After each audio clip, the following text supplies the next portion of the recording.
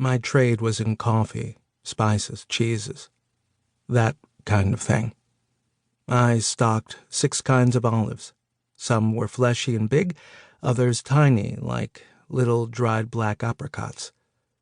One day, a woman walked into my store. She needed rice, she said. I had plenty of that, staple that it was. Maybe the woman needed other goods as well, but it's the rice I remember. This was all between the 2 world wars. The first was done with. A second one? Utterly unimaginable. Those were prosperous times for many of us, Armenians who ended up in Romania and Bucharest. We weren't scared of hard work. I owned a car I didn't know how to drive.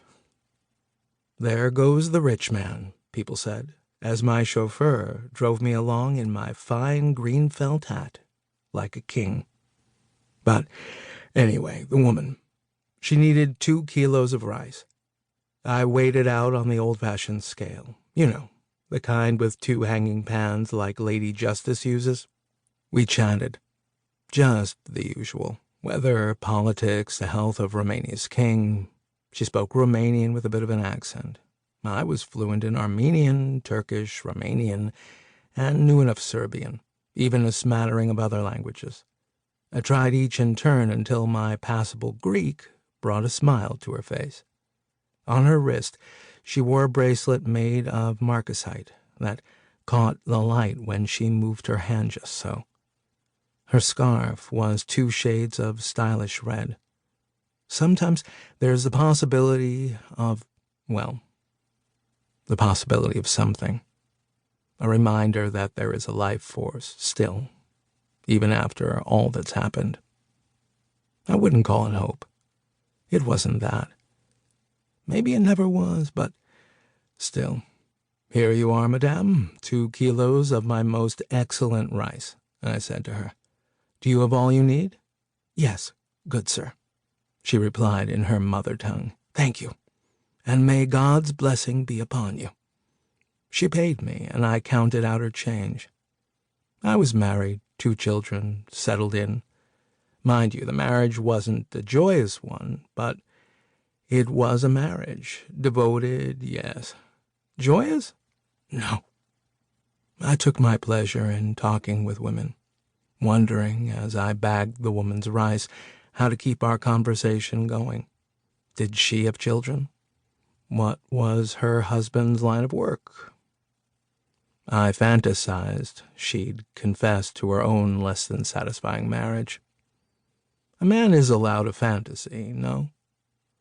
With 2 shopping bags, 1 in each hand, a kilo of rice in each, she left my store.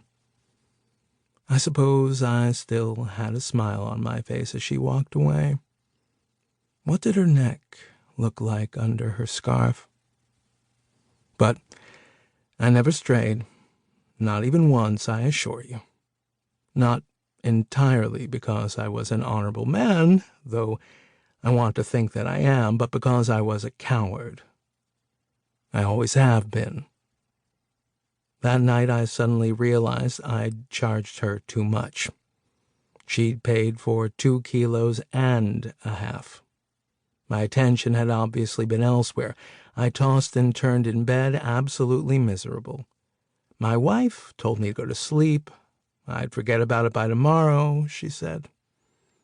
But after that, every day from then on, I searched the streets for the woman. I held vigil from my store's front door. Maybe she'd return. She'd need more rice. 2 kilos doesn't go very far. I would make it right. I'd give her money back. She'd accept my sincere apologies with an understanding laugh and thank me for my honesty. My wrong would be fixed. I waited and waited for her. Of course, I never saw her again, and here I am now, an old man in this apartment in Queens, New York.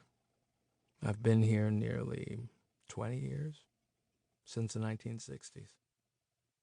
My penance has lasted to this